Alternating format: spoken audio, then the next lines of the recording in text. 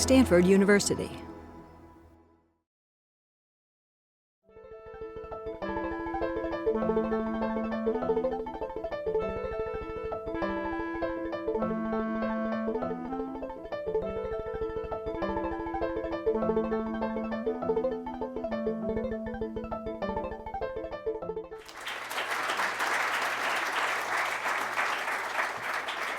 Berkeley's Richard Taruskin is known for, among many, many other things, his pioneering work on 19th and 20th century Russian music, including monographs on Mussorgsky and Stravinsky, this last a 2-volume, 1,800-page study, Stravinsky and the Russian Traditions, published in 1996. There is also a substantial collection of essays called Defining Russia Musically. In one of these essays, which reflects on how historians have written about Stravinsky's Rite of Spring, Richard called for, and I quote, a softening of the boundaries between history and theory, both in quotes and being softened thereby, between historiography and criticism, and between the extra-musical and the music itself, also both in quotations. Indeed, many of you know Richard as a music critic who has contributed pieces for the New York Times and other high-exposure publications in which he has advocated and practiced that softening in his inimitably controversial style. Since 2005, however, he has earned an even more comprehensive, dare I say, encyclopedic reputation for having written about the entire history of Western music in 6 splendid volumes that were published by Oxford University Press. By way of introducing his scholarly work in connection with today's talk, I feel bound to dwell on the staggering achievement which is the Oxford history. But let me first relate a personal memory from last year. As part of the celebrations of Shostakovich's 100th birthday, our own St. Lawrence Quartet was billed to give a performance of the famous 8th String Quartet. Richard, who happened to be teaching a seminar at Stanford that day, had been asked to say something about the piece before the performance. But things did not go according to plan. Such are the vagaries of live music. The violist became indisposed with the flu just a matter of hours before the concert. So we told Richard when he came what had happened. He said, no problem, utterly unfazed. The remaining 3 members of the quartet could illustrate his talk, which in effect would become the main event. For 2 hours, he held the capacity audience spellbound as he related, without notes, the circumstances of the quartet's composition with reference to the composer's biography, to the role of chamber music in his oeuvre, to issues of Soviet cultural politics, and to a host of other historical matters, while referring to passages from the music itself. Where necessary, he assisted the St. Lawrence Trio, as it had become for the evening, by humming the missing viola part. It was a memorable event made all the more special thanks to the aplomb with which Richard took the emergency in stride and interacted with the musicians. Some of you may know that he began his career as an early music performer before becoming an early music critic, and he was clearly enjoying his involvement in the related acts of performing and elucidating Shostakovich's text. One particular moment sticks in the memory, however. It was amusing at the time and has caused me to smile whenever I've thought about it since. During Q&A, a member of the audience queried Richard about something he had said on a much earlier occasion about Shostakovich. "Ah," Richard said in response, "but that was several Taruskins ago." Far from being an abrogation of scholarly responsibility, this seemed to me a wonderful way of saying that historians have not only the right, but also the duty continually to reflect on the subjects they write about. And God knows, Richard has written a lot about a lot of different subjects. And to find earlier pronouncements no longer valid, even indefensible. Music and musicians in Soviet Russia would seem, more than many subjects, to require such constant re-evaluation. The remark also touched on another aspect, I think, of the work he does. As a close reader of musical works, he feels obliged to consider what one might call shifting interpretive horizons. This is especially apparent in the concluding chapter of the 4th volume of the 6-volume history, where he discusses music and totalitarian society, Shostakovich's music in particular. Under scrutiny are two interpretations of the Fifth Symphony, the official socialist, realist, positively heroic one, and what he calls a sort of folk tradition of dissident readings. These, he writes, put the symphony's message in quite another light by casting doubt on the sincerity and success of the last movement's apotheosis. On this occasion, Richard doesn't come down on either side as he had in the past. More important to him, as a historian, as opposed to a critic, is his observation that, as he writes, the folk reading has triumphed. We may never know what Shostakovich intended, he writes. Multiple readings were available to listeners despite all attempts to control interpretations by means of socialist realism. Nowhere on earth was symphonic music ever valued more highly by multitudes of listeners than in the Soviet Union. But then comes the kicker. That high social value, he writes, and I quote, was purchased at the exorbitant price in suffering, one that neither the composer nor his audience, given the choice, might willingly have paid. Then he concludes, it illustrates more poignantly perhaps than any other episode in the history of music what it is that has made music so special among the arts. Shostakovich's place in the Cold War features prominently in the history's introduction, too. Espousing a particular position in the debate is no business for the historian, he writes, aware that some readers will be familiar, as the quartet's audience was, with the critical positions he has espoused and reconsidered on many occasions, particularly with regard to Shostakovich's Fifth Symphony. These are not necessarily two different Taruskins, one that has superseded another. They may be that too. And given the size and range of his output, we might even be forgiven for thinking that there are indeed several Taruskins that coexist. How does he get it all done? In the end, though, Taruskin the historian and Taruskin the critic are two sides of the same person who we are delighted to have back at Stanford this evening. And it's safe to surmise, I think, that his talk is connected to the historiographical project that he is currently working on in the wake of his massive history. Shall we change the subject? A music historian reflects. Please join me in welcoming Richard Taruskin.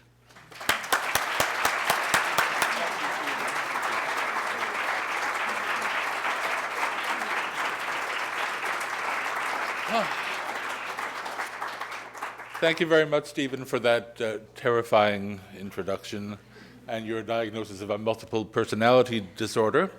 At least two Taruskins will be on display tonight. I don't know what you're used to in this series. Actually, I've never attended a presidential lecture here at Stanford, but tonight you're going to get an earful of thinking aloud. The most frequent question I'm asked since that 6-volume monster, The Oxford History of Western Music, came out, is what are you going to do now? The emphasis on now, suggesting that there may not be, in fact, anything left to do, now that I've set down a single narrative that goes all the way from, well, as I like to say, from Gregorian chant till World War III. And especially since, as those who actually read the book would have known, I ventured to predict the end of the tradition of which I've been writing the history. Every so often while working on it, I had to admit a superstitious little pang that I was putting myself out of business, and well, maybe this is harder to admit, a hubristic thought that perhaps I was putting my colleagues out of business too. But by the time I finished, I certainly knew better. to my combined relief and horror. The relief was similar to the relief that one of my favorite authors, Steve Martin, describes in Born Standing Up, when he writes of his short-lived but troublesome worry that writing comedy might be a dead end because one day everything would have been done and we writers would just run out of stuff. I assuaged myself, he goes on, with my own homegrown homily. Comedy is a distortion of what is happening, and there will always be something happening. And that's just as true of historiography, which could be described as a distortion of what has happened. The very attempt at capturing it shows up the extent of the distortion. So nobody knows better than we historians how distorted the tale becomes in the telling, and because of the telling. I set out on my task of narration full of bright ideas about what was wrong with the tradition in which I'd been trained, and I set myself in opposition to it, with the result that my work has become controversial, as Stephen was saying, within the discipline. But as many of you will have realized by the time I finish my talk tonight, I don't think in any other discipline but musicology would work like mine be thought of as radical, or even as especially advanced. So why has music history been such a laggard, insular subject, as Joseph Kerman, my Berkeley colleague, and a perennial musicological gadfly, complained in print only last December? Kerman attributes the lag to musicology's traditional paradigm, as he puts it, which he characterizes as Whiggish or Hegelian. And he notes that for many reasons, some of them obvious enough, this paradigm stopped working. But my perception is less optimistic. The old paradigm has not stopped working. It goes deeper than Whiggishness. I think it goes even deeper than Hegel, if that's possible. And its consequences have affected not only the historiography of music, but also the history of music, the practice of music. By the time I'd finished the Oxford history, I was far better aware of its shortcomings than my critics were. They mainly complained about missing persons, their favorite composers. I regard that sort of complaint as both insignificant and telling. But I knew better than they did how I might have done it differently. And that, of course, was the horror, as I was saying before. What gave me that troubling perspective on my own work was my concurrent activity that Stephen also referred to in introducing me as a music journalist. A journalist, by definition, is concerned with the present, not the past. And in the case of an arts journalist, like me, with artifacts of the past only insofar as they exist in and continue to affect the present. I found that I was able, as a critic, to confront head-on issues that I had to confront only askance as a historian. And in fact, you zeroed in on several passages where I felt I was doing exactly that in the introduction. It was not a question of academic propriety or scholarly circumspection, because I regarded my journalistic arguments as altogether proper and responsible. One of my main purposes in writing the Oxford history was to expose the historical contingency of our default assumptions, the truths we hold to be self-evident. And yet I found myself unable to shake these limiting assumptions when writing history to the extent that I felt able to do when writing journalism. It wasn't that I was altogether helpless. Part of it was calculation, knowing, as Jean Cocteau once said, jusqu'où on peut aller trop loin, how far you can go too far, and still retain credibility with those who you want to persuade. But when I think back on what I've written, I see how much further I might have gone, and now I wish I had, because the stakes are pretty high. The Western music, in the title of the book, The Oxford History of Western Music, of course means Western classical music, or art music, or to put it as precisely as I tried to do in formally framing my topic, music in the European literate tradition. That's what I wanted to call the book, but somehow they didn't think that would sell. But of course, that music, as everybody knows who thinks or cares about it at all, is in trouble. To quote a South African music historian named Peter van der Merwe, whose work I recently reviewed, so it sticks in my mind, for the general public, he writes, classical music belongs mainly to the 18th and 19th centuries. It carries on with rapidly diminishing vigor into the first few decades of the 20th, and has ceased to exist by 1950. I don't think you could dispute the truth of that observation.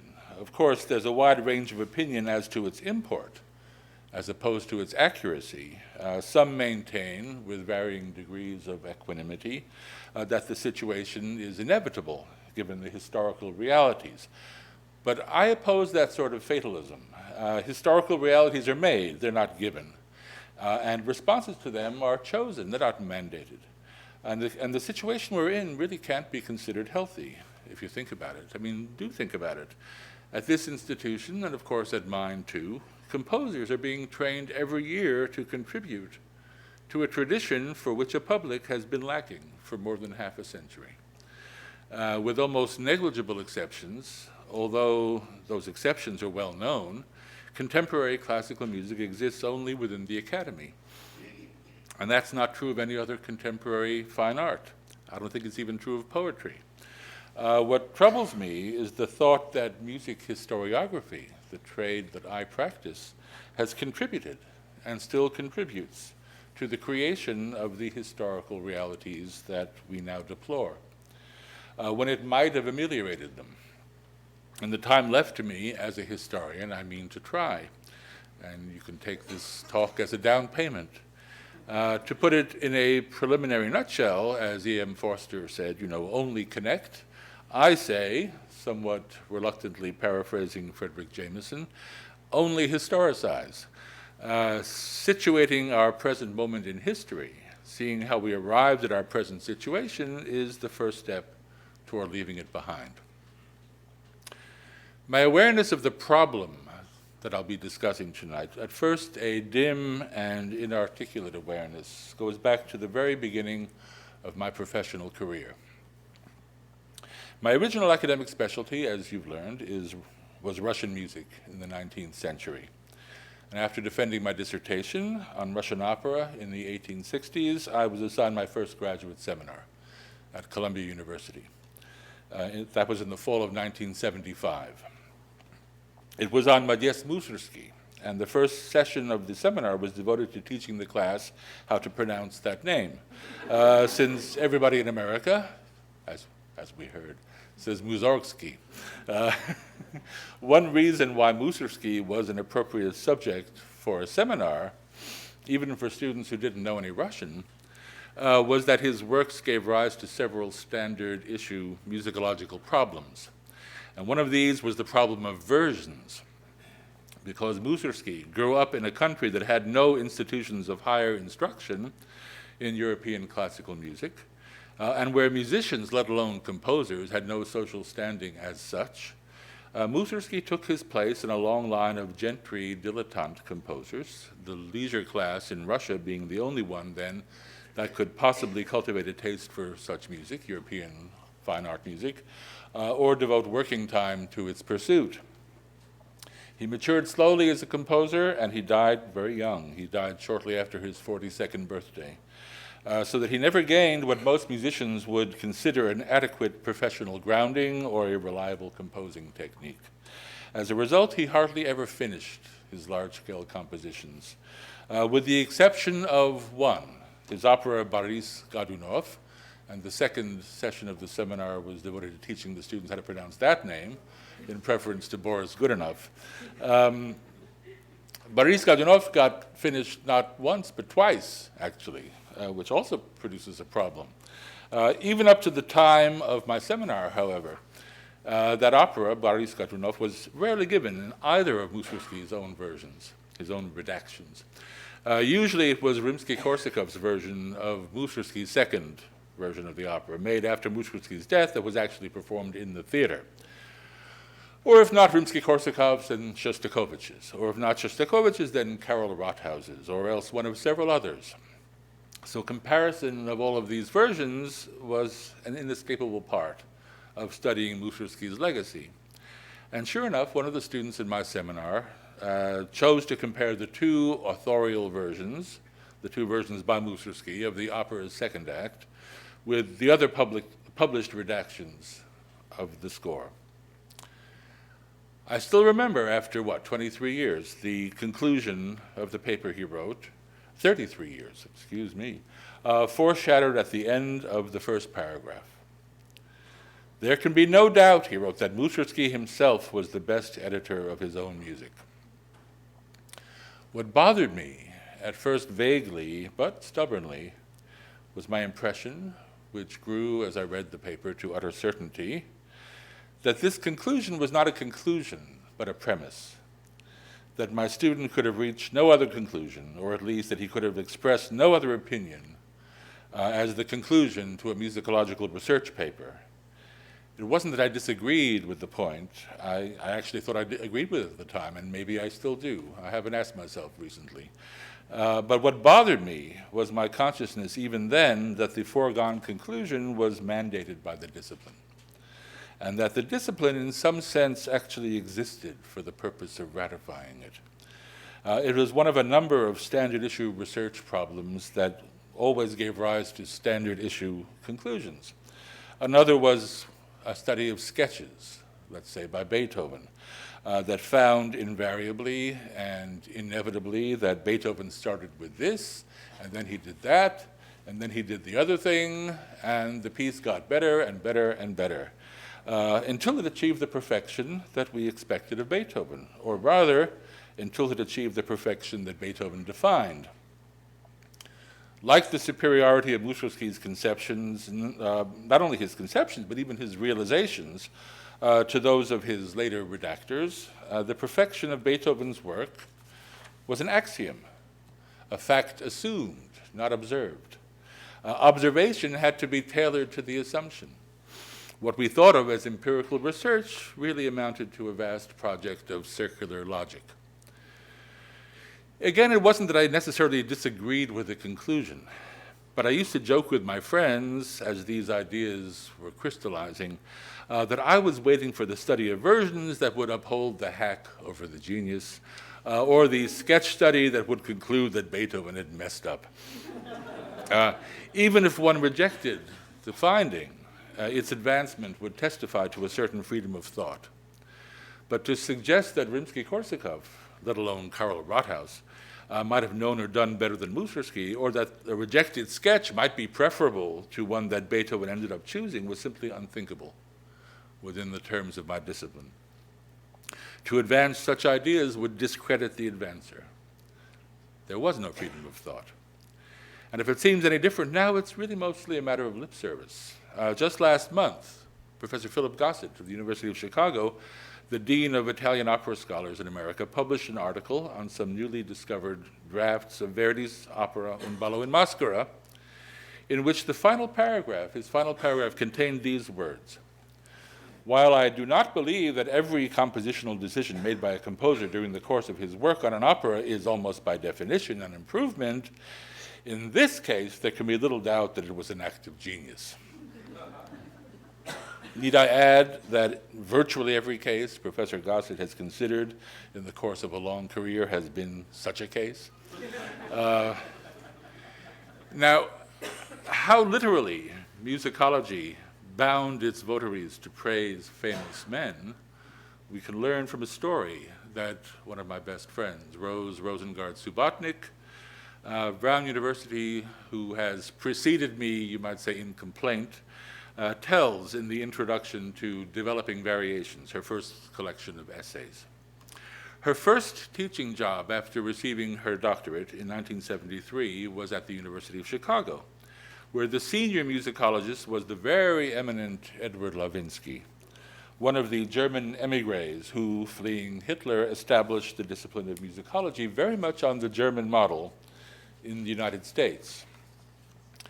Subotnick had written an article, eventually published in 1976, which is now a historic document within our profession because it was the first essay by an Anglophone music scholar to take seriously the contribution of the Frankfurt School, and in particular the music criticism of T.W. Adorno, as a part of the reception history of the European musical canon.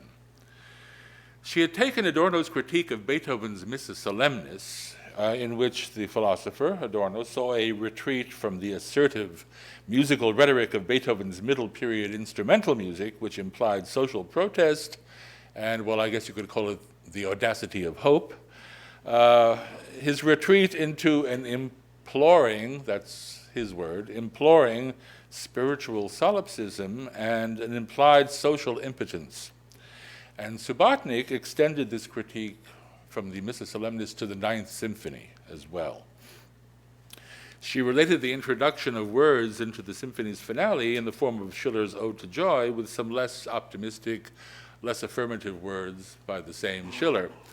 Wenn die Seele spricht, spricht auch die Seele nicht mehr, which means if the soul speaks aloud, alas, it is no longer the soul that speaks.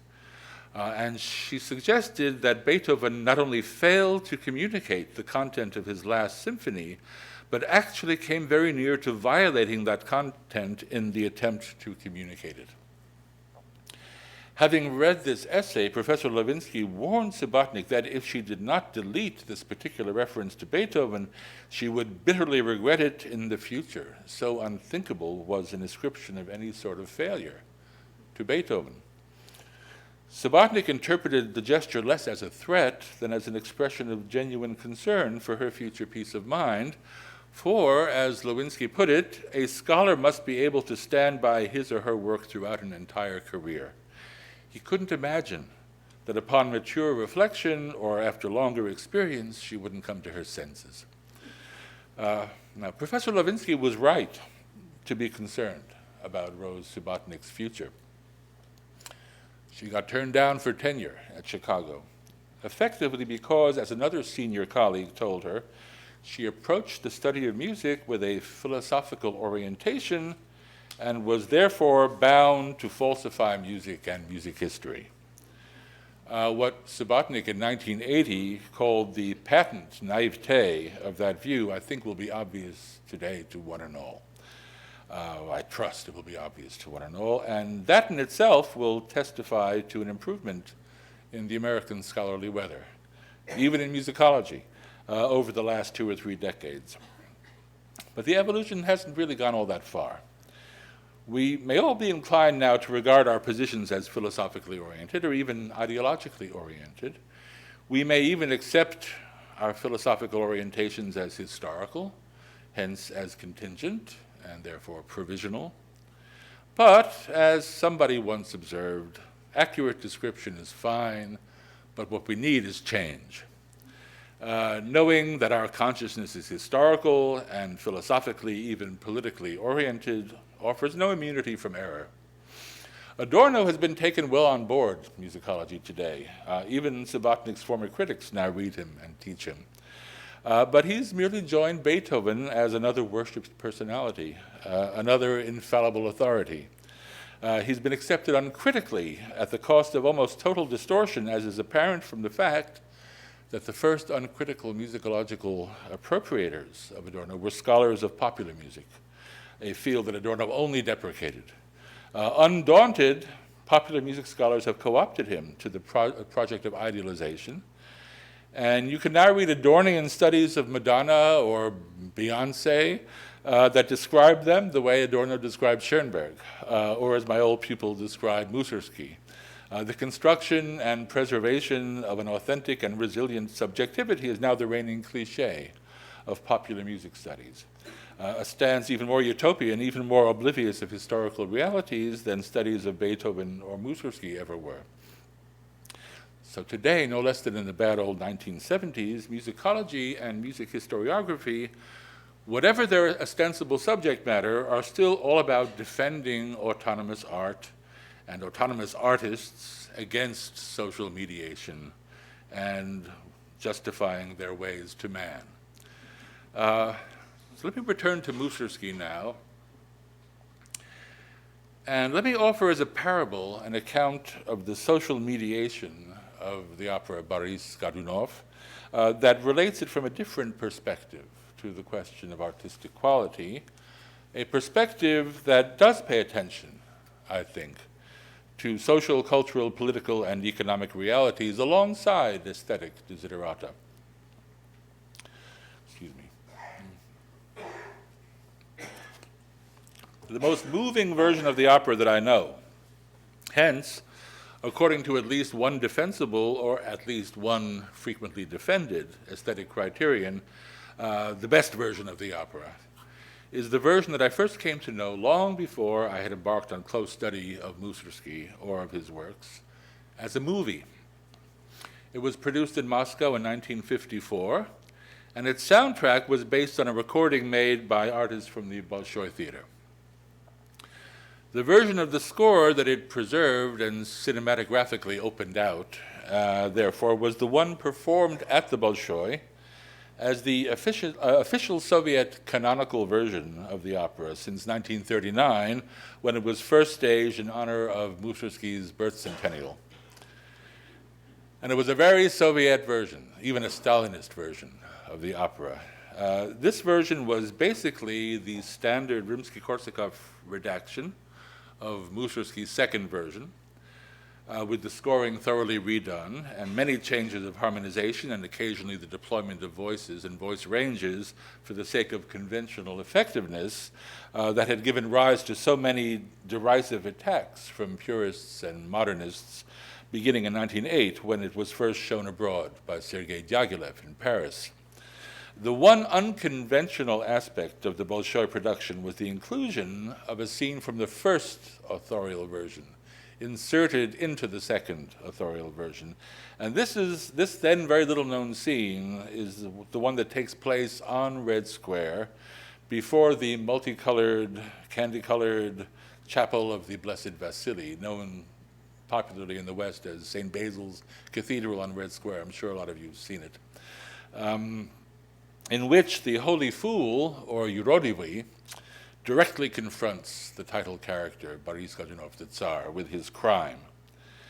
This scene, originally the opera's penultimate scene, followed only by the death of Boris, was drawn, like the rest of Mussorgsky's first version, from the opera's source text, the play Boris Godunov by Pushkin.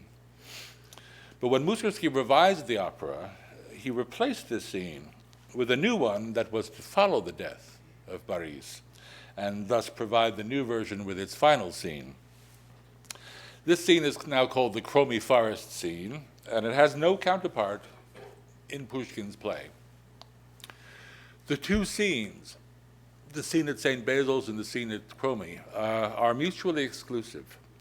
They portray the crowd, the chorus, in contradictory ways, following different historiographical traditions. Pushkin, hence Mussorgsky's first version, followed the tradition of Ivan Karamzin, the Romanov dynasty's hand-picked official historiographer, which portrayed the crowd as submissive to the Tsar and supplicating.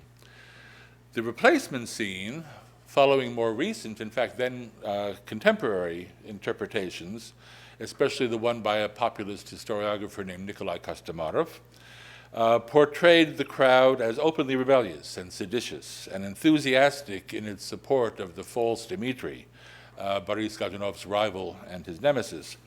Not only that, but Mussorgsky had made conflation of the two scenes impossible by transferring a big chunk of music encompassing the Holy Fool's song and an episode in which a gang of boys steal a kopeck from him from the one scene to the other. But that manifest impossibility did not deter the Bolshoi Theater from commissioning a Rimsky-Korsakov-style orchestration of the St. Basil scene from the veteran composer Mikhail Ippolitov-Ivanov, and incorporating both scenes, redundancy and contradiction be damned, into the new production, using them to flank the scene of Boris's death. There's no way of making a coherent logical case for such a conflation, and there's good reason to think it was motivated in the first place by a Stalinist view of the opera's potential as a commentary on the illegitimacy of Tsarist rule, hence as a justification for the Russian Revolution, each scene contributing its might to that propagandistic task. And yet both scenes are searingly effective musical and dramatic achievements. Both scenes bring tears to the eyes of the audience. And the reprise at the end of the opera of the Holy Fool's Lament, which is only a reprise if both scenes are included, is perhaps the opera's crowning stroke of musical and dramatic genius. So no wonder this version of the opera, concocted in Moscow, possibly for political purposes, became the canonical text in Soviet Russia. And it's still often performed in post-Soviet Russia when there's no requirement that it be. Although unforeseen and seemingly disallowed by the author, even though it uses only music that he wrote, it is, I believe, a greater work than either of the two authorial versions. And it took me a long time to find the courage to say this. In fact, I once wrote a long article on the versions of Boris Godunov that ended with an explicit repudiation of conflation on grounds, the usual grounds, of dramaturgical and historiographical consistency and musical integrity. Even when I wrote this, I knew perfectly well that when it came to satisfying my own pleasure in the opera, the version I was disallowing was the version I preferred. And I also knew that the reason why I preferred it was not, as I at one time tried to convince myself that it was, because the role of the Holy Fool was so magnificently played in the movie by the great Soviet tenor Ivan Kozlovsky. I had seen the same version performed live in Moscow by the time I wrote my article, because I had spent a year as an exchange student in Moscow in 1971 to 72. And I saw Boris as often as I could. I found it so moving in this spurious version that they put on. Even though the performances by artists vastly inferior to the ones whose voices were preserved 20 years earlier in the film, the performances were really bad. But I still kept going. One of the things that most thrilled me as an American abroad, of course, was leaving the theater, leaving the Bolshoi Theater and just strolling over to the very place where the action of the St. Basil scene took place. But that was not my reason for wanting the scene included, despite the dramaturgical and musical inadmissibility. I already knew the scene, and I loved it before going to Russia to study it. The reason for my wanting it included was simply my goosebumps, my tears. Why did goosebumps and tears fall so far outside the purview of professional musicology that when acting in the capacity of a professional musicologist, I felt I had to disavow them? Or worse, I disavowed them without even posing to myself the question I'm now posing to you. And why might I myself still be inclined to offer Levinskian warnings against self-marginalization to a younger colleague who posed such questions publicly before reaching the safe haven of tenure?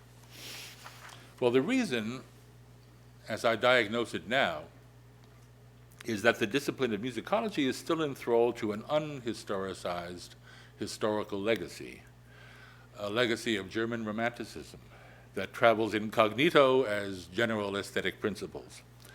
If, as I believe, the resilience of this ancient heritage within musicology is greater than in the other humanistic disciplines, it may be as a result of musicology's relative youth and its specific history in the Anglophone world, as I've already described it somewhat while speaking of Lewinsky.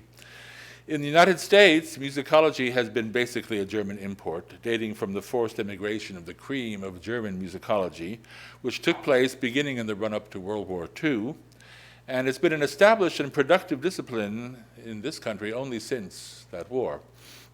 The first American PhD in musicology was awarded as recently as 1945 at Columbia University. The recipient was Deacon Newlin for a dissertation later published as a book called Bruckner, Mahler, Schoenberg.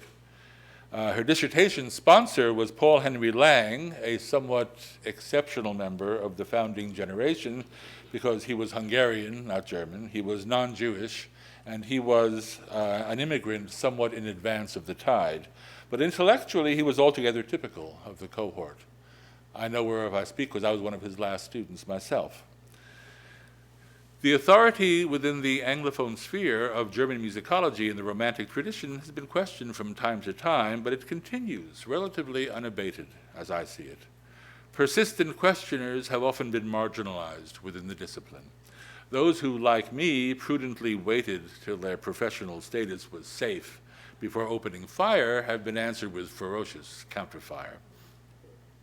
Since the growth period of American musicology coincided with the Cold War, the German Romantic heritage was somewhat improbably grafted onto a long-standing American pragmatism, and that graft having been made, it became a truly impregnable position. The German musicologist Karl Dahlhaus was assimilated to this American tradition of musicology, and his writings became fetishes. They became sacred texts, as did Adorno's. One need only take a peek at the index to two recent authoritative compendia, the Cambridge History of 19th Century Music, which was published in 2001, and the Cambridge History of 20th Century Music, published in 2004. Both of them are collaborative works with contributions by many British and American scholars. All you have to do is look at the index to confirm the extreme dependency of English-speaking musicology on those two preceptors, Dalhouse and Adorno, despite Adorno's many warnings against such a reception of his own writings. But that's because both Germans were read selectively in support of what I have taken to calling the poetic fallacy. Let me explain this term. The term poetic, which is derived from Greek, right? Poiein, to make, is borrowed from the so-called semiotic tripartition that was devised by a Swiss linguist named Jean Molineau and popularized within musicology by one of his pupils, Jean-Jacques Nattier. According to this model, musical utterances have makers and receivers. Information and observations related to the making constitute poetic data. Information and observations related to the receiving are called aesthesic, from the Greek aesthesis, perception. Now, the reason for the fancy terminology is merely to avoid confusion with the more ordinary but obviously related terms poetic and aesthetic. So when we're talking poetic and aesthesic, we're speaking with specific reference to this model, this tripartition semiotique. Molineau called what lies between the poetic and aesthesic poles, namely the work itself, the niveau neutre, the neutral level. But this is clearly chimerical, since any act of describing it or even observing it has to be in the realm of the aesthetic. But so must any act of describing or observing as opposed to performing the making function, the poetic function. So the whole tripartition is more or less chimerical and has been discarded everywhere but French Canada. There is one aspect of Nattier's adaptation, however, that was not chimerical, and that was his assignment of roles within musicology. The poetic is the province in Nattier's description of historical musicology. That's the region I inhabit. The neutral level is what musical theorists and analysts think they are studying. And the aesthetic is the province of criticism, or critical musicology. Nattier's account, therefore, is a realistic account of the chimeras of contemporary musical scholarship. As practiced, they're all inadequate and incoherent, but Nattier has correctly observed them, I think. So what I call the poetic fallacy is the limitation of the purview of traditional music historiography to the history of composition. Only the maker's input is studied. Only composers are regarded as authentic historical agents. Newland's Bruckner Schoenberg already set the tone for this, because its objective was the establishment of a creative or poetic dynasty, viewed and defended from an entirely internalist perspective. The overwhelming majority of music historical writings have had a similar mission, including the studies of versions and sketches, at which I've been grumbling. And that mission has even invaded criticism, which was supposed to be the bastion of the aesthetic. A representative example of, I guess you could call it poetic aggrandizement, cropped up on the very morning I drafted the paragraph I'm reading to you now. It happened to be February 2nd, 2008. Writing in the London newspaper, The Independent, where he's a regular editorial page columnist, Dominic Lawson, Great Britain's premier global warming scoffer, scoffed on this occasion at impending commemorations of Herbert von Karajan's birth centenary this year, by observing that the cult of the conductor is often tiresome and meretricious. It is the composers whom we should always celebrate. Always and only celebrate, I would add. A few days later, on February 6th, Bernard Holland, isn't it amazing when you're writing about something, everything you read feeds into it. A few days later, on February 6th, Bernard Holland of the New York Times published a scathing, if predictable, column called When Histrionics Undermined the Music and the Pianist, in which he chided performers who, by their body language, called attention to themselves rather than to the music when performing. And he received a round retort in the letters column 2 days later, February 8th, by Tim Chadwick, an actor from Santa Monica, who wrote in to say, if Mr. Hahn wishes to attract more young people to classical music, I suggest he lighten up. Telling them they must sit still and be good little musicians is not going to get their attention. Amen, say I to that. The limitation that Jean-Jacques Nartier has accurately diagnosed in music history now applies to pretentious music criticism as well. But to account for it, we have to leave semiotics and return to German Romantic philosophy and its postulate of aesthetic autonomy. So we got two strands now feeding this history I'm trying to construct for you here. Poetic fallacy, aesthetic autonomy.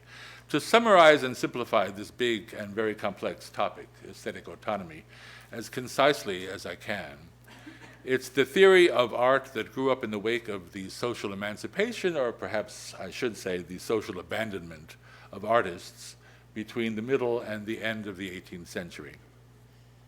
Although it had predecessors, Immanuel Kant's Critique of Judgment, which appeared in 1790, now looms in retrospect as the foundation of this tradition. The standard of disinterested apprehension, Kant's definition of a purely aesthetic attitude, corresponded with that of Zweckmäßigkeit ohne Zweck, purposiveness without purpose, which now characterize the object made by artists, if they're really artists. Works of art were now defined by their detachment from utility. Artists who produced objects for pure contemplation were now defined in contradistinction to craftsmen who produced objects for use.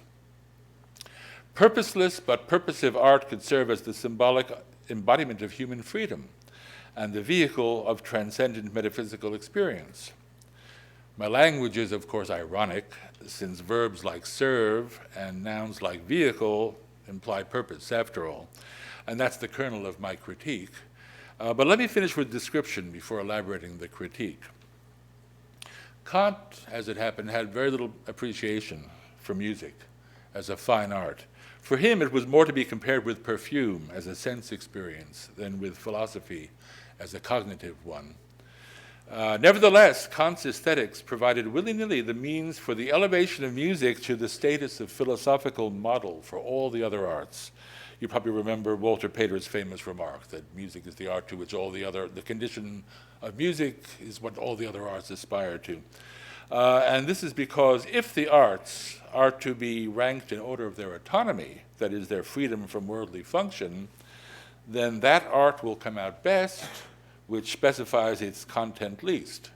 For in that lack of specificity, that abstraction, lies its freedom from limitation and possible constraint. Now we're dealing with autonomy on another level. Paradoxically, or perhaps I should in deference to my subjects, say dialectically, tied to politics. Artists responsible to themselves alone provide a model for human self-realization. All social demands on the artist, whether made by state, by church, or by a paying public, and all social or commercial mediation are to be regarded as inimical to the authenticity of the creative product. Now, it goes without saying, but I think I'd better say it anyway, that this is the most asocial definition of artistic value ever proposed. And the activity of art historians, and especially music historians, as their practices have evolved, has been designed to protect and defend the asociality of the product. In the 20th century, a theory of art like this could be seen as a bulwark against totalitarianism, which is an attempt to control and make utilitarian what ought not to be, you see. And that only intensified the pressure on musicology to adhere to the poetic fallacy. Adorno held up the German Romantic aesthetic as a counterforce as well to the instrumentalizing and rationalizing tendencies of administered capitalist society, which turns human subjects into objects of commercial or economic exploitation. Since Adorno, alone among 20th century philosophers and sociologists, was actually trained in musical composition, he unsurprisingly held up classical music in its least compromised form, epitomized in the resolutely esoteric and completely unsellable works of Arnold Schoenberg, as the chief example of truth-bearing art, as opposed to the dehumanizing popular music churned out by the culture industry for mass dissemination.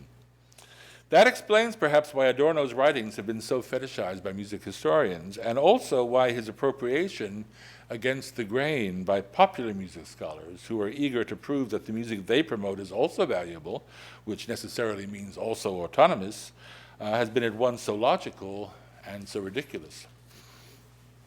Of course, as Kerman pointed out, Hegel played a part. He plays a part in everything. So to aesthetic autonomy and the poetic fallacy, we now have to add the Hegelian philosophy of history, which was first self-consciously advanced for music by a historian named Franz Brendel, whose history of music in Italy, Germany, and France from the earliest Christian times up to the present, which was first published in 1852, remained the most widely book of its kind, the most widely read one-volume general history of music until the first decades of the 20th century. So for a whole half a century, it was the most read music history text in Germany, in the German-speaking countries. The book is an application to music of Hegel's ruling dictum that the history of the world is none other than the progress of the consciousness of freedom, and must therefore take the form of an ineluctable sequence of emancipations. That's how you narrate history. And in music, that meant the great composers, from Palestrina to Liszt and Wagner, Brendel's contemporaries, were cast in the role of progressive liberators. That's the source of that stubborn Whiggishness that Kerman cited as the reason for musicology's laggard state. But as long as this political model found support in the wider world, its status as a musicological orthodoxy was virtually unquestionable. The good political vibes just were irresistible. But outweighing Hegel and his good vibrations, there has been another strand, and a far less attractive one, feeding the poetic fallacy, along with aesthetic autonomy, the Hegelian philosophy of history. It's related to the happy Whig or Hegelian version, but what it celebrates is an even more asocial tendency, this one getting closer to the frankly antisocial. This predisposition on the part of artists and their spokesmen has been most recently historicized by Anthony Julius, the famous British barrister. First became famous for representing Princess Di in her divorce case. And then later on for defending Deborah Lipstadt against the libel case brought against her by the Holocaust denier David Irving. I can say that as a fact, Holocaust denier, since that's how the court found. Anyway, he identifies this tendency as the postulate of transgression, and Julius places it at the heart of the modernist aesthetic. There have always been transgressive artworks, he writes. Transgressions are as old, or almost as old, as the rules they violate or the proprieties they offend. But he adds, it's only from the middle of the 19th century that the making of such works itself contributed to the definition of the project of art making. For a 20th century artist, not to transgress, whether against the norms of taste or against the rules of traditional practice or against social taboos or against the peace, was tantamount to renouncing the vocation of artist. If a work of art did not transgress in one of these ways, it was no longer art. It was kitsch, or even worse, entertainment. Is Julius's very interesting thesis that modernist art, which, as I would define it, my definition of modernist art is art created in the 20th century according to the canons of 19th century philosophy. So Julius says such art must both embody transgression and disavow it when challenged by appealing to various defenses, as Anthony Julius puts it sort of lawyerishly. I would call them alibis, which I guess is also lawyerish. Invoking such higher principles as the raising of public consciousness, which Julius calls the estrangement defense, or the quality of its execution, which he calls the formalist defense, or its place in the sanctified history of its medium, and he calls this the canonical defense. Now, this typology provides a framework into which a host of examples can be sorted. To the dozens of illustrations from the visual arts that Julius seduces, one can easily supply musical counterparts. There is Arnold Schoenberg, for example, the 20th century's premier transgressor against the rules of traditional musical practice, protesting that he is not a revolutionary, but a faithful follower of Wagner and Brahms, whom he has uniquely succeeded in synthesizing. Beautiful example of the canonical defense. There's Igor Stravinsky, protesting that his ballet, The Rite of Spring, which shocked its early audiences into legendary outrage with its transgressions against the norms of taste, was an œuvre architectonique et non anecdotique, an architectural, not an anecdotal work. Beautiful example of the formalist defense. And there have been any number of composers who, foolishly, in my view, justify their avant-gardism by confusing the transgressive with the progressive, insisting on the capacity of stylistically radical art to inspire radical social action, according to the idealistic terms of the estrangement defense. One of the most conspicuous of these was the Italian composer Luigi Nono, who married Schoenberg's daughter, who used his father-in-law's advanced compositional techniques to promote a political program that, whenever successful, invariably resulted in the suppression of music like his, as socially parasitical and audience alienating. As the case of Nono makes especially clear, these utopian defenses are damaging to the cause of art in the real world. Writing of one of the fountainheads of the transgressive tradition, Edouard Manet's painting Olympia, which is a work, it so happens, that has been much commented on in recent musicological literature. Julius first acknowledges that Manet's portrait of a prostitute meeting the viewer's gaze with a knowing look effectively countered the old hypocrisy of, as he puts it, pandering to, while affecting to deny, the erotic interest of the male viewer in the female nude. But he notes, nevertheless, that it didn't stop pandering. In Manet's work, and even more in Matisse's, Julius alleges, the artist delivered nudes possessing a considerable erotic charge while rendering them, in a certain sense, unintelligible. And I'm tempted to say that all of musicology is indicted in that sentence, because it unmasks the power of formalism to deflect attention from moral issues. I'm reminded, first of all, of Stravinsky's cantata of 1952, which set to music a poem maligning the Jews in 1952, 7 years after Hitler. But at the same time, it employed, for the first time in Stravinsky's work, the serial technique pioneered by Schoenberg. The mountainous scholarly and critical literature about this piece analyzes the transgressive structure to a fare thee well, but it never mentions the text, which belongs to a category that the Holocaust rendered inescapably transgressive. The formalist defense provided it with an alibi. Ultimately, we're led into the topsy-turvy world of the realm of false converses, where if art is by nature transgressive, then any transgression may be dignified in the name of art, as Karl-Heinz Stockhausen proved the morning after 9/11, when he called the destruction of the World Trade Center the greatest work of art in the universe. So Anthony Julius's legalistic typology is more than just tidy. It's wickedly strategic, because it exposes the contradiction at the heart of the modernist enterprise. The nonconformism of the modernist artist is regulated by a virtually irresistible conformist pressure. The transgressive artist works within constraints he dare not transgress. And as Julius adds, it contributes to the impasse in which high art now finds itself. For to the extent, he writes, that the transgressive continues to animate artists' understanding of art, it tends to be a constraint on the emergence of genuinely new art.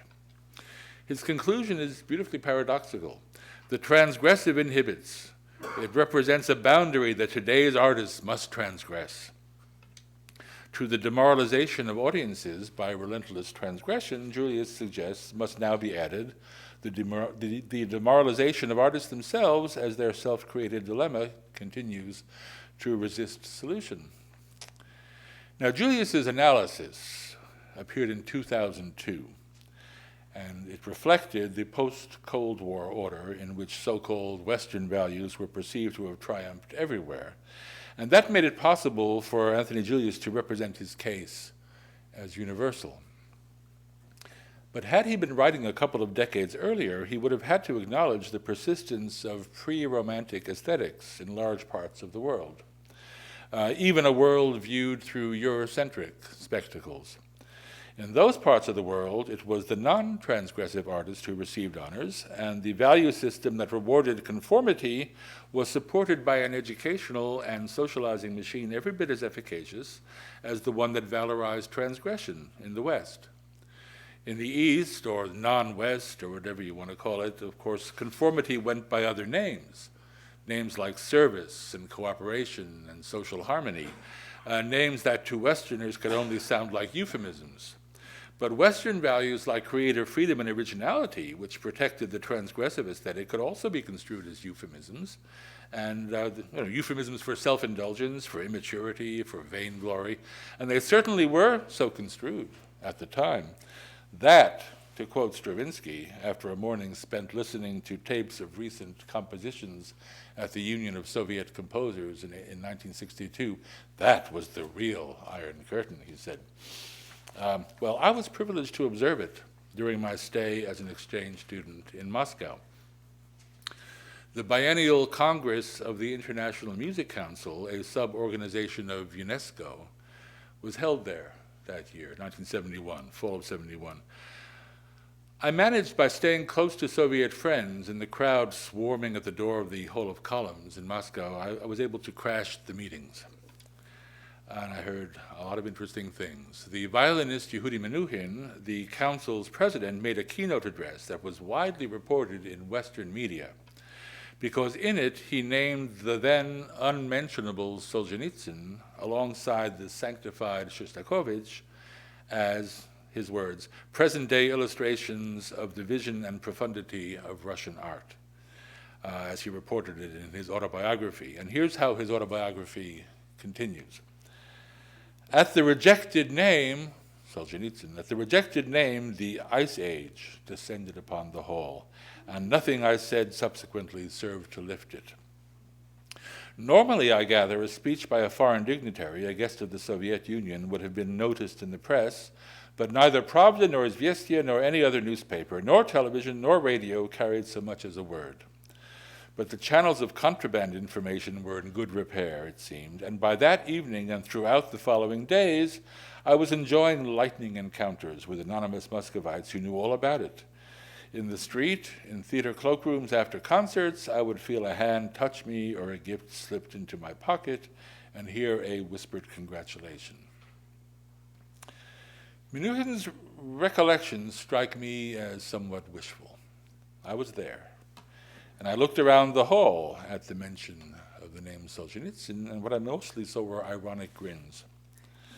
The next day, at a panel, Alan Lomax, the American folklorist, departed from his prepared remarks to observe, rather tritely, that artists such as Solzhenitsyn, who challenge authorities, should be neither condemned nor feared because, quoting him, they're just doing their job. I immediately switched on my simultaneous translation receiver to hear whether the remark was conveyed to the Russian speakers in the room, and it was. But it made no obvious impression. The hall, buzzing with an undertone of casual conversation, like every Russian scholarly meeting I've ever attended, continued to buzz. Anyone looking for a shocked reaction would have been disappointed. At yet another panel, the American musicologist Barry Brook remarked that it was best for all concerned if artists were allowed to experiment, even though it creates problems, because that is what artists do. This time there were chuckles and a patronizing reply from the dais by Georg Knepler, the East German musicologist. I made a point of asking Soviet friends and acquaintances who had heard these remarks what they thought of them. My friends included students like me, no less congenitally irreverent than students everywhere, and my acquaintances included conservatory professors who, like professors everywhere, tended in their politics toward the liberal fringe. I think that by October, 3 months into my Moscow stay, I had become sufficiently de-exoticized in their eyes so that they were not unduly inhibited in what they told me. The universal reaction that I elicited was respect for Menuhin, but a tolerant shrug or an amused shake of the head as if at a naughty child with regard to the other two. Those who bothered to continue invariably spoke of naivete. Both the naivete of expecting that such words would accomplish anything and the naivete of misplaced faith in a discredited aesthetic. Most Soviet artists, however they may have chafed, and chafed they certainly did, at bureaucratic meddling and restriction, particularly on travel, sincerely believed that their aesthetic views were more evolved and advanced than those of the West. Solzhenitsyn's courage inspired awe among them. But he was regarded primarily not as an artist, and certainly not as an artistic experimenter, but as a political dissident. The behavior of artistic experimenters was regarded as frivolous. Expressing particular contempt for Lomax, one of my Soviet acquaintances observed that if artistic challenges to authority were merely a matter of role-playing, then the artist was in effect nothing other, hence no more, than the court jester, self-important, self-deluded, and impotent. This was, of course, in essence, Marcuse's notion of repressive tolerance, expressed, however, I think, more convincingly than Marcuse managed to express it because my friend knew how to apportion the blame. The Romantic aesthetic, both in its relatively benign autonomous phase and in its cruel or transgressive one, envisions artist pitted against audience in deadly embrace.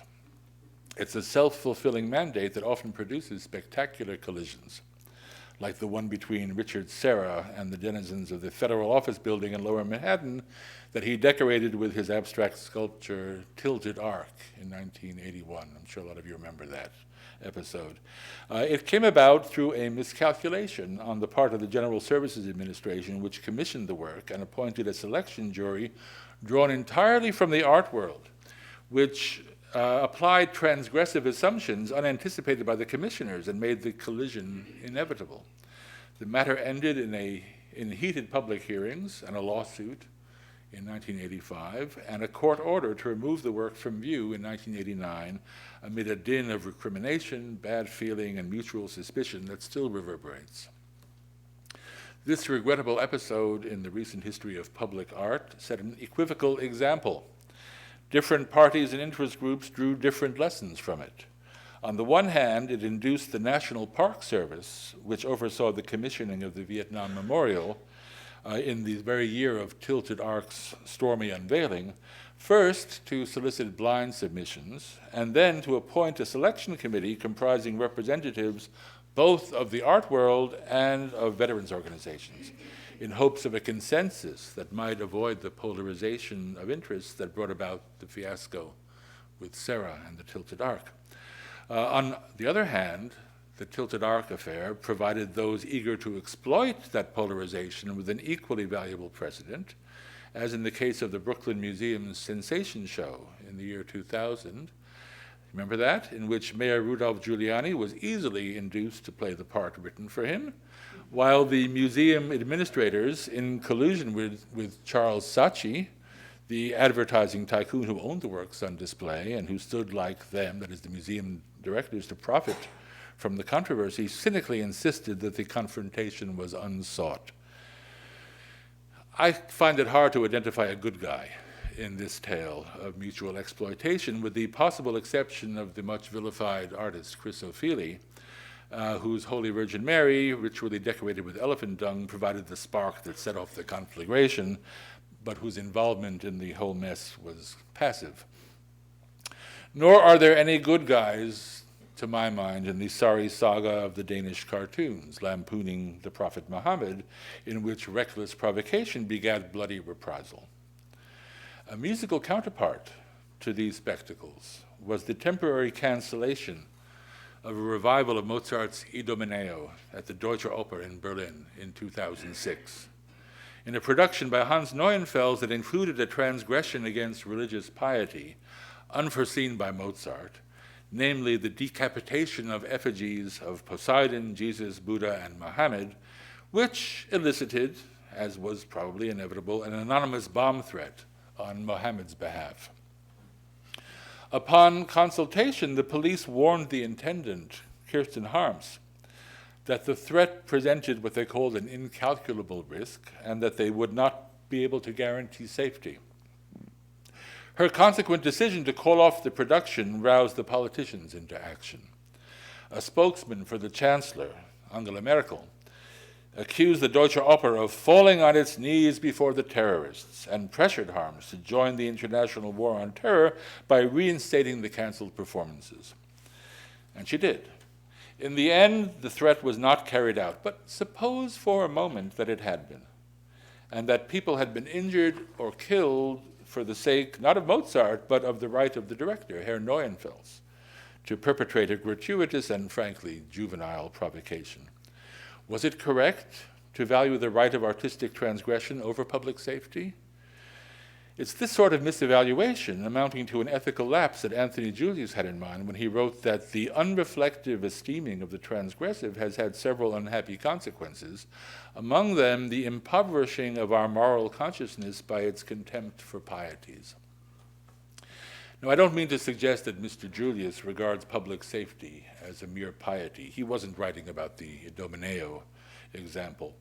But that example poses, perhaps even more pointedly than the ones he does cite, the problem to which he calls attention, namely that, as he puts it, the experience of contemplating taboo-breaking artworks is so often the very opposite of exhilarating. If this is the situation we now face, of mutually disaffected and equally demoralized camps of art producers and art consumers, then scholarship and historiography have as much to answer for as anyone does. Thanks to the poetic fallacy, scholarship and historiography have allowed themselves to be co-opted as spokesmen and advocates for art practices that actually arose concurrently with art scholarship and historiography themselves, and whose results now threaten the fine arts with moral indifference and social irrelevance. And yet, although he casts it as pessimistic, Anthony Julius's conclusion seems to me far too rosy a take on things. From my perch in the music wing of the American Academy, I really don't see that artists have become demoralized, along with audiences in the way that Julius describes, but demoralized in a different way, as described by Julian Bell at the end of Mirror of the World, his new single-volume history of world art. When did the Western avant-garde tradition breathe its last, he asks. On the night of March 15th, 1989, he answers, when contractors tore down Richard Serra's sculpture Tilted Arc in Federal Plaza, New York City. As it was dismantled and carried away for reassembly, not destroyed, as Julian Bell seems to think, there was, he writes, a widespread feeling that the old avant-garde impulse to deliver a salutary aesthetic shock, to clear a space for critical reflection, was ceding to the free flow of consumers and information in a world of unchecked capitalism.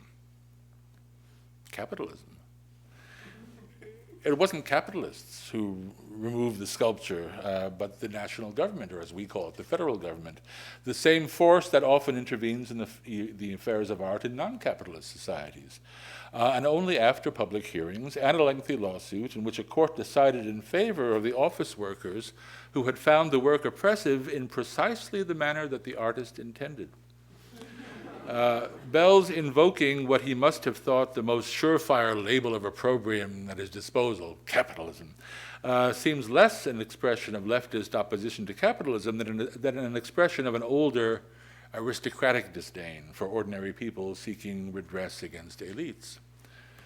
As for more informal evidence of smug and unreflective adherence to once challenging but now outworn ideals, when we interview prospective additions to our composition faculty at the University of California, you may be sure that transgression, the delivery of a salutary aesthetic shock, is among the virtues claimed by candidates and their supporters. We have a search going on right now. And of the 4 candidates interviewed so far, 2 have actually described their work as transgressive, and a third, while he didn't actually use that very word, presented a composition called Trespass. and another composition called After Sarah, which he introduced by telling what seems the art world's folktale version of the Tilted Ark affair, in which nameless bureaucrats came in the middle of the night with blowtorches and destroyed it, ripped it down without permission. The story elicited a gasp from the audience, but not the piece. The piece delivered no shock, nor could it have done, since it was expressing an institutional orthodoxy. Artists who now speak of transgression are promising that they know what is expected of them, that they will obediently play their part, and that they will not transgress. The affirmation of transgression ensures that their assentingly strident and complacently jarring work will be received with equanimity. Thus, the art world, at least the part of the art world that shares its lodgings with me, has holed up in its sanctuary, where it's nurturing its young in a spirit of complacency. It may be a misguided position, but it's not a demoralized one. It gives strength to its devotees and, for the moment, ensures that the moral indifference and social irrelevance of serious art music will continue. Now, I make these judgments in a retrospect that's colored inevitably by the response to 9/11. Now's a good time to take a drink while you're on suspense. I mentioned 9/11. Wait. Because 9/11 actually had a very unfortunate musical repercussion. I'm not talking anymore about Stockhausen, whose buffoonery was actually, I thought, something of a comic relief during those scary days.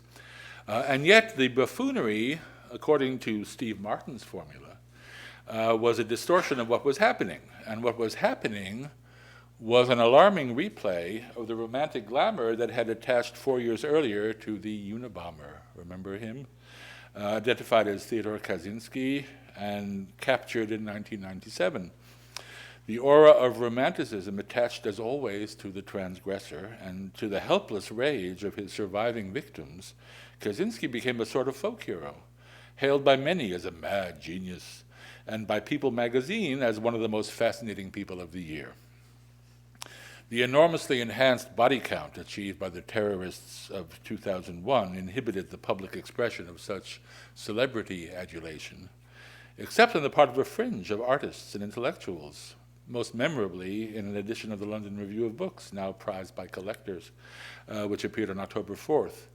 Now, the next month, in November, came the cancellation by the Boston Symphony Orchestra of its scheduled performances of choruses from John Adams's opera, The Death of Klinghoffer, because its portrayal, in a spirit of tout comprendre, c'est tout pardonner, of the murder of an American Jew by Palestinian terrorists and its implied plea that the cause that drove them to extreme measures be seriously pondered, seemed ill-timed to the national mood of mourning.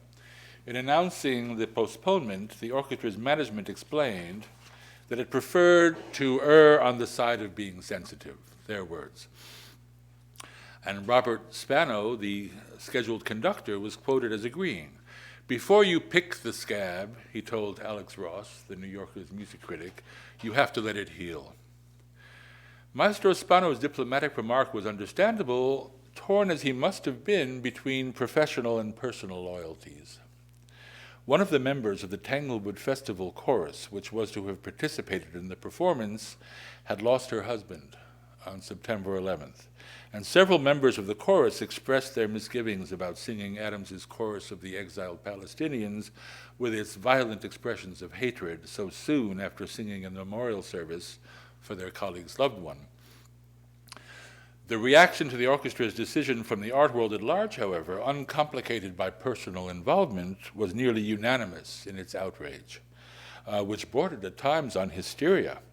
David Wiegand, the arts editor of the San Francisco Chronicle, enraged at what he perceived as a slight to Mr. Adams, who was, after all, a Bay Area luminary, wrote, "There is something deeply wrong when a nation galvanizes its forces, its men and women, its determination and its resolve, to preserve the right of the yahoos at the Boston Symphony Orchestra to decide to spare its listeners something that might challenge them or make them think."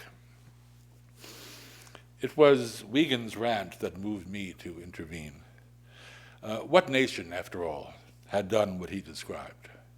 A government ban would indeed have been an intolerable intervention, but it was a decision by a private or corporate gatekeeper that Wigan was protesting. One, moreover, that seemed motivated not by politics or ideology, the sort of determination and resolve at which he seemed to be railing, but what seemed to me to be ordinary human sympathy for victims, something that had been so conspicuously missing from so many of the reactions to the event, including the reaction of Mark Swed, the music critic of the Los Angeles Times, who boasted in a column entitled "Seeking Answers in an Opera" that on September 12th, preferring answers and understanding to comfort, I put on the CD of The Death of Klinghoffer, John Adams' opera about terrorists and their victims. Opera is often called the most irrational of art forms. It places us directly inside its characters' minds and hearts through compelling music, often causing us to enjoy the company of characters we might normally dislike. Adams' opera requires that we think the unthinkable. Mr. Swed's decision to look for answers in what he himself described as an irrational source left me speechless at its misdirected sentimentality, and particularly the implication that the opera's most praiseworthy property was its capacity to make us enjoy the company of characters we might normally dislike. The assumption that the opera had lessons to teach rather than goosebumps and tears to impart was a comment both on the state of criticism and on the opera's qualities, I think, as a work of art. No one, as far as I'm aware, thinks of The Death of Klinghoffer as one of John Adams's better works. Its reputation seems to be founded primarily, if not entirely, on its usefulness in political debate. Mark Swed's eagerness to embrace the opera sounded to me like the old romantic worship of the transgressor, once again escaping the bounds of art and invading real-world morality. And so did its echo in the New York Times, where Anthony Tomasini, Mr. Swed's counterpart, wrote that The Death of Klinghoffer offered mourners the sad solace of truth. What these critics saw as truth was just an old habit, the habit of idealizing transgressors, so ingrained as to have become transparent to them. The same habits seem to me to be guiding both Daniel Barenboim in his persistent efforts to breach the taboo on Wagner performances in Israel, and the reliable support he was given in the press. Those who defended Maestro Barenboim's provocations, I thought, often failed to distinguish between voluntary abstinence out of consideration for people's feelings and a mandated imposition on people's rights. It was only a social contract that Barenboim defied, but he seemed to want credit for defying a ban. His acts seemed to regard transgression as an intrinsic value, implying that the feelings of Holocaust survivors had been coddled long enough, and that continuing to honor them was both an intolerable infringement on his career and an insult to Wagner's artistic greatness. To agree with him, one had to stretch the definition of censorship into moral terrain usually associated with forbearance or discretion or mutual respect. Now the issue had been joined again, even more pointedly and painfully in the aftermath of the September 11th attacks, and I felt a compelling impulse to register my dissent from the habitual responses of my cohort, because I felt so strongly that the automatic privileging of the autonomy of the artist over the claims of the larger community, as if artists did not belong to the larger community, which was, of course, in the 19th century a moral investment that enabled art to thrive, was by the 21st century degrading art in the eyes not only of the community, but in the eyes of many artists as well. To prejudge collisions between the interests of producers and those of consumers as collisions between right and wrong, rather than as a collision of rights, was destructive of moral as well as aesthetic discrimination, I thought. I was in the somewhat ticklish position of the philosopher Arthur Danto, another academic who, like me, moonlighted as a critic, who found himself on the unpopular, that is to say, the populist side of the controversy engendered by Serre's tilted arc. It was, he reminded his readers, a rusted slope of curved steel, 12 feet high and 112 feet long. It sticks up out of Federal Plaza in Lower Manhattan like a sullen blade, and its presence there has divided the art world into Philistines like myself, who think it should be removed, and aesthetes who want it to remain forever. The controversy is not over taste, since many Philistines, myself included, admire it as sculpture, but over the relevance of the hostility it has aroused on the part of office workers whose use of the plaza it severely curtails. Like Professor Danto, in this case, I was on the side of the yahoos. I approved of the Boston Symphony's decision, which seemed to resist the romanticizing impulse in the name of ordinary, unheroic civility. I felt the need to protest at the orchestra's unglamorously decent behavior. Fortunately, like Professor Danto, I had an outlet in which to express my unrespectable minority opinion, and a powerful one.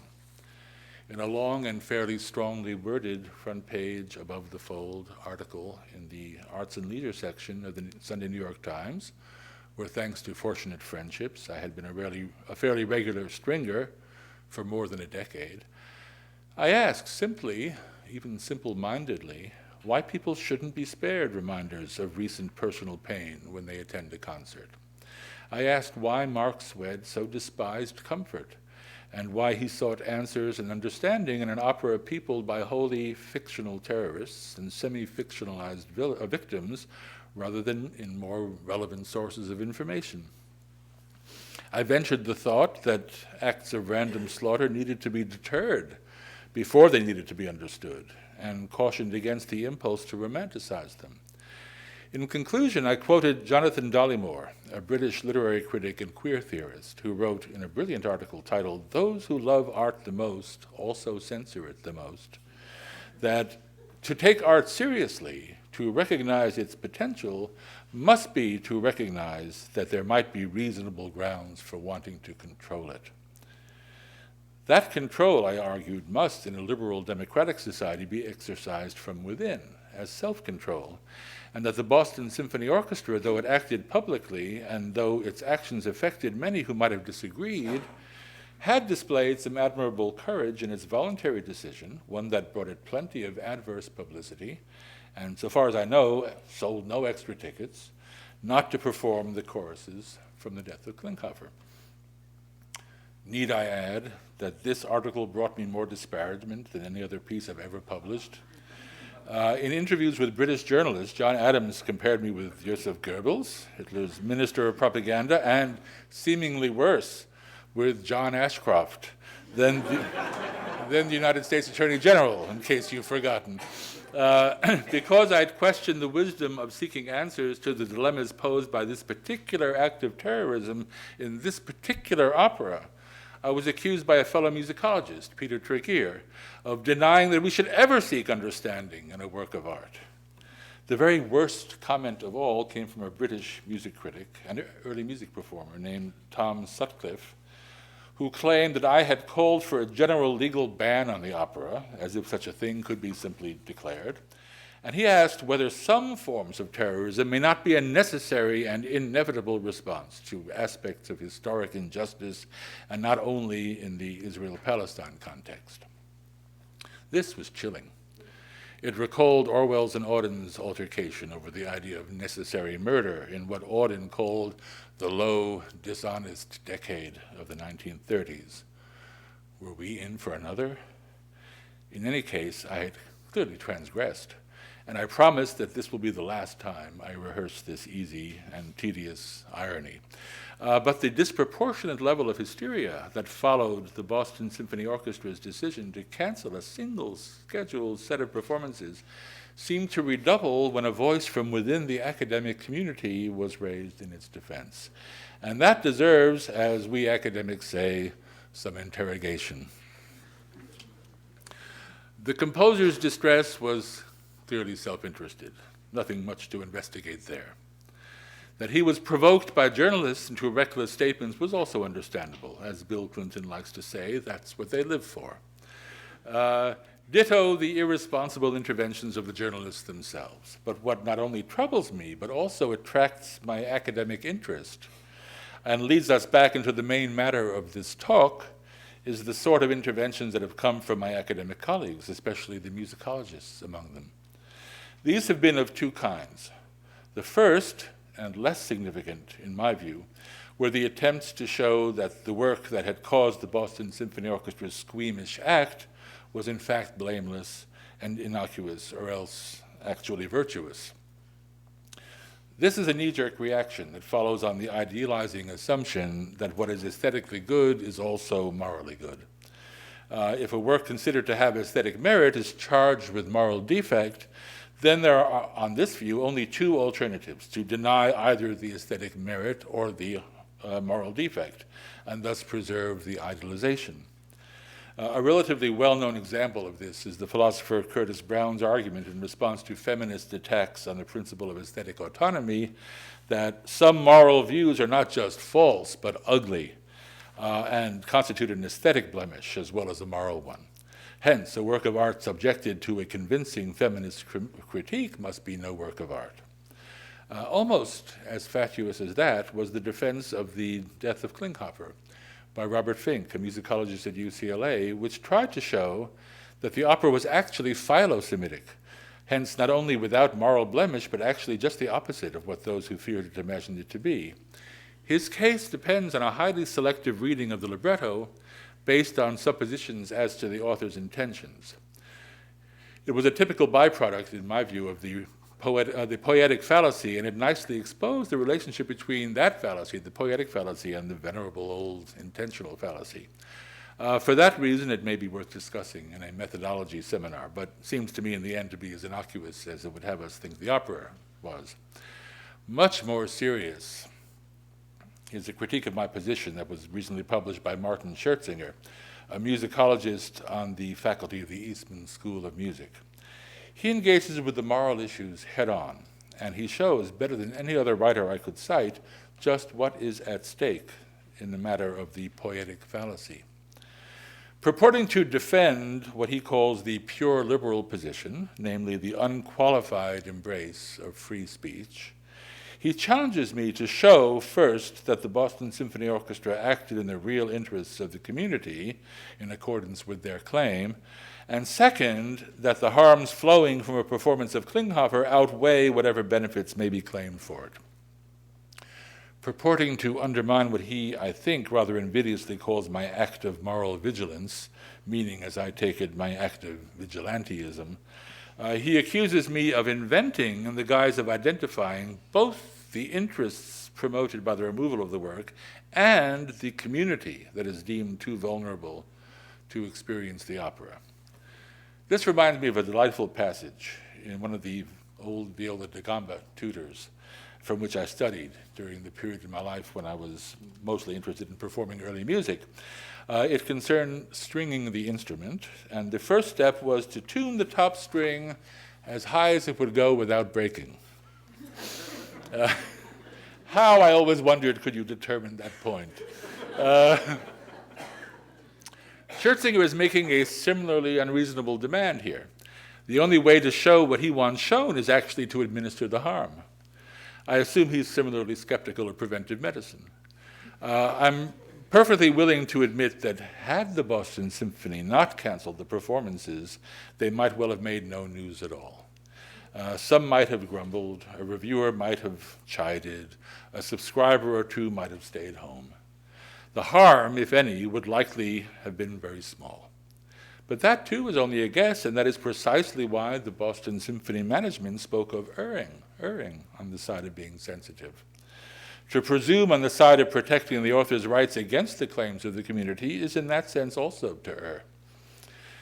Adopting the kind of experimental approach Schertzinger seems to endorse is in fact exactly what the jury of art experts did who selected Serra's Tilted Arc for installation in Federal Plaza. According to the work's eventual defenders, its purpose was precisely to raise consciousness of oppression. When it succeeded all too well, that success was touted as evidence of the value that mandated its retention.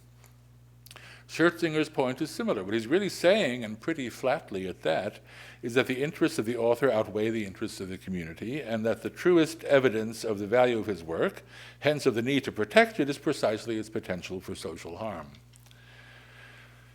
I base this assessment on another, far more critical moral objection Scherzinger makes against my defense of the Boston Symphony. He quotes a paragraph from my article that I've already paraphrased, in which I rejected the condoning of terrorism out of sympathy for its goals. And perhaps, begging your pardon, I'd better read this paragraph in full before I read his critique of it. I wrote, "If terrorism, specifically the commission or advocacy of deliberate acts of deadly violence directed randomly at the innocent, is to be defeated, world public opinion must turn decisively against it. The only way to achieve that is to focus resolutely on the acts rather than their claimed or conjectured motivations, and to characterize all such acts, whatever their motivation, as crimes. This means no longer romanticizing terrorists as Robin Hoods and no longer idealizing their acts as rough poetic justice. If we indulge such notions when we happen to agree or sympathize with the aims, then we've forfeited the moral ground from which any such acts can be convincingly condemned." Now, this passage has been singled out for hostile critique before. George Kateb, a liberal political philosopher of whom I have a very high regard, put me in perhaps even more flattering company than John Adams did, lumping me with William Crystal and Dick Cheney in my refusal to try to understand the adversary. And he exclaimed, "How bizarre for a scholar of all people to disown an interest in causes, even the causes of crime." But I don't think that's a fair characterization of what I wrote. I'm as interested in causes as the next shocked liberal, and for the same reason, I should think. Understanding the causes of terrorism can help reduce the incidence of its occurrence. But I don't see that understanding the cause is tantamount to justifying the act, and the refusal to justify the act is also, in my view, a way of reducing the incidence of occurrences. Martin Scherzinger's objection is different, and I think it's more pernicious. He accuses me of a moral inconsistency amounting to cowardice. Again, asking your indulgence, I quote a longish passage, this time from my accuser. He writes, "The advantage of this moral mindset lies in not doubting itself. The disadvantage lies in not being able to afford to doubt itself. Thus, Taruskin must freeze the dichotomy between act and motivation when it comes to terrorism, the defeat of which can be achieved only via resolute focus on the former and absolute negation of the latter, focus on acts, negation of motivation. But when it comes to acts of self-imposed censorship, in contrast, Taruskin's frozen dichotomy reverses itself. Here, the focus is resolutely on the motivations of the censoring community, and concomitantly all consideration of the resulting acts is suspended. It's noteworthy for an argument that is doubtlessly confident that certain acts transcend all possible motivating ideas, as in the case of terrorism, that certain motivating ideas, such as sensitivity and forbearance, can sufficiently transcend their resulting acts. As a result, Taruskin cannot register complexity in either case.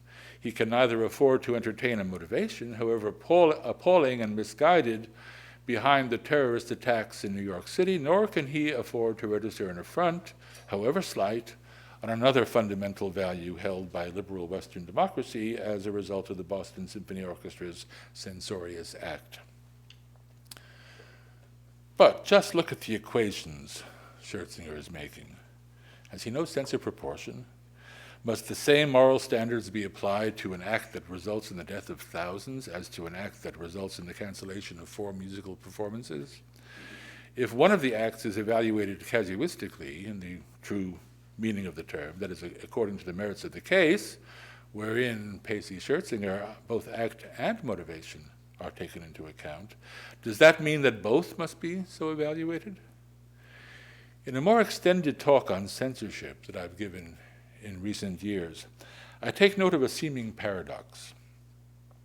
Out of sensitivity toward Jewish performers, as well as members of their audiences, some conductors of Bach's St. John Passion have removed references to die Juden, the Jews, from the biblical text that accuses them of responsibility for the murder of Christ, replacing the phrase, for example, with die Leute, the people. I juxtapose this occasional alteration with a recording of Mozart's Requiem, made in Germany in 1941, in which all references to the Jewish heritage of Christianity, in particular the words Zion, Jerusalem, and Abraham, are replaced so that, in the words of a reviewer, the work, quote, should not be allowed to languish in obscurity simply because a handful of passages in the text are unsuited to our time. Can one approve of the one substitution and condemn the other, given that the motivation in both cases is similar? That is to say, making the piece performable within a given cultural or social or political environment? My answer, as I guess you could predict, is yes, and I submit my reasoning, as I put it in the other talk, for your consideration now. In both cases, the proposed modification is equally interpretable as a constraint on performance, which is a bad thing, or an enabler of performance, a good thing. The act itself, call it censorship or discretion, call it Baudelarization or sanitation, call it expurgation or rescue, is morally and ethically neutral. Its valuation depends entirely upon our reading of historical conditions and motives. That is, on the values and purposes the act is seen to embody or serve, and these cannot be inferred from the simple act alone.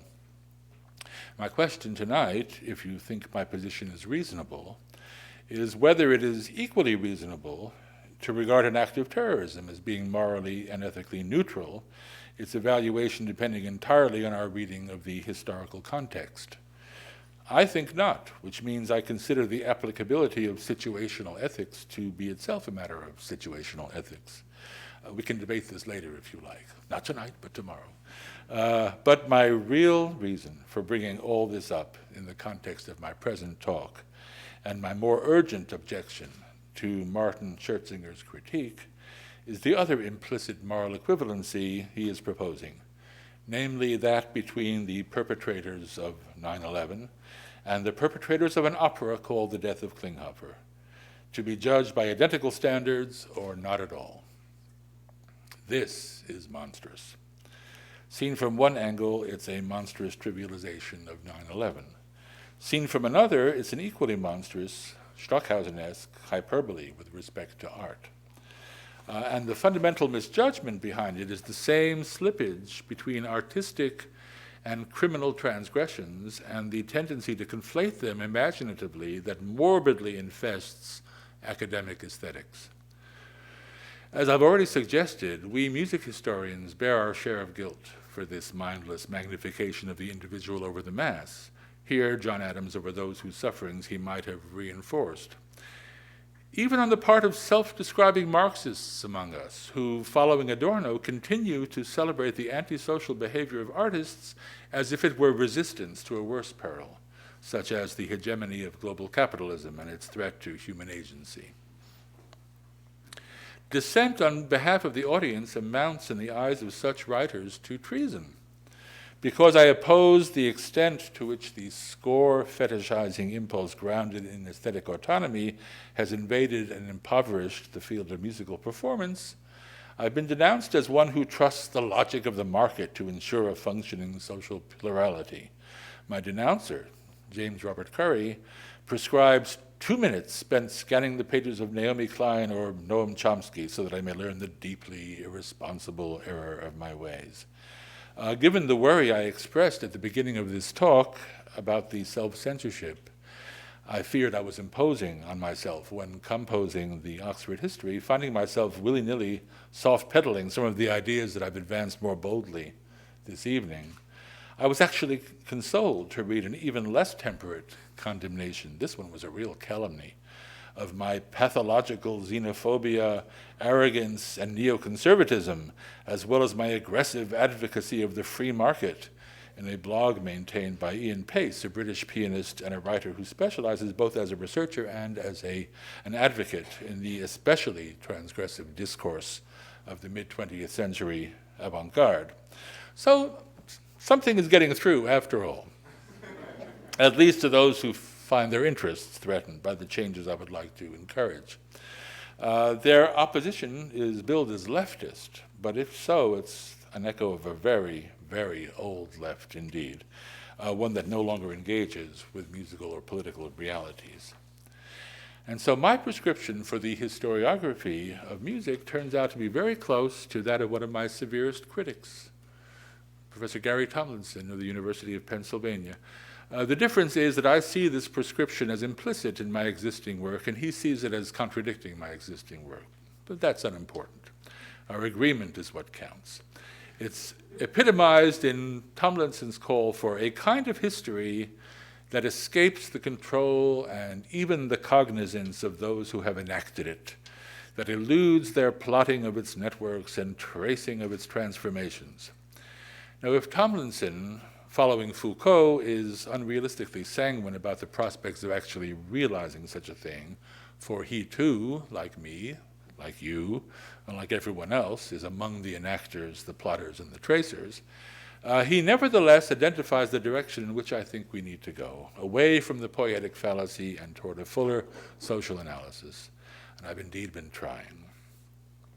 At a Seattle conference on contemporary Baltic music 4 years ago, I called attention to what I assumed no one could have missed, namely that virtually without exception, the music of every Baltic composer in attendance, young or old, Slavic or Scandinavian, male or female, left or right, post-Soviet or pre-NATO, followed the same trajectory. The more recent the work, the more consonant, or to put it more contentiously, the less dissonant, the less transgressive the work was. That response to an evident but rarely acknowledged need, and not the old binaries about national versus cosmopolitan or progressive versus reactionary that continue to dominate the discussion in Seattle, that response was what I thought demanded acknowledgement and attention. And yet when I brought it up, the fact was acknowledged, but not the trend. Everybody claimed to be following a spontaneous creative mandate and seemed to resent the implied insult to their creative autonomy. But when everybody's spontaneous creative mandate mandates the same spontaneous creative act, you know that larger forces must be at work. It'll be the task of tomorrow's historians to improve on the efforts of today's historians, like me, to identify them. As long as the poetic fallacy holds sway, they will never be identified. And neither will the reasons for the earlier historical style changes which traditional music history has always dealt in. At the very least, we're back to my goosebumps and tears, and the challenge of finding a place for them in the historical account. A place prefigured in blurry but stirring fashion by Carolyn Abati, one of your recent lecturers in this series, in her manifesto, Music, Drastic or Gnostic, a plea that we replace what she calls hermeneutics, the study of musical meaning as contained in scores, with the study of actual musical experience as encountered in live performance. Since that too seems to me to be a hermeneutic project insofar as it's verbalized and transmitted, and since I can't conceive of useful knowledge about human artifacts that is not historical knowledge, I would like to see this project, her project, historicized as well. Along lines I proposed in the introduction to the Oxford History, where I recommended turning the perennial question, what does it mean, into the question, what has it meant? Studying the way in which not only composers, but performers, listeners, and all who come between them have sought their goosebumps and tears, or their dollars and cents, will mean dealing dialectically with the relationship between producers and consumers and identifying the mediating factors that control that dialectic. A dialectic with which those who now proclaim their allegiance to the old dialectic of hegemony and resistance seem unable, or at least unwilling, to cope. If the music historians of tomorrow turn out to be a little less impressed by claims of autonomy and a little less in awe of transgression, and if my work will have contributed to that change, I will die a happy man. And who knows, perhaps I might even rub off on social attitudes. That will be a blow against some of the evils we now face. Thank you for your long attention.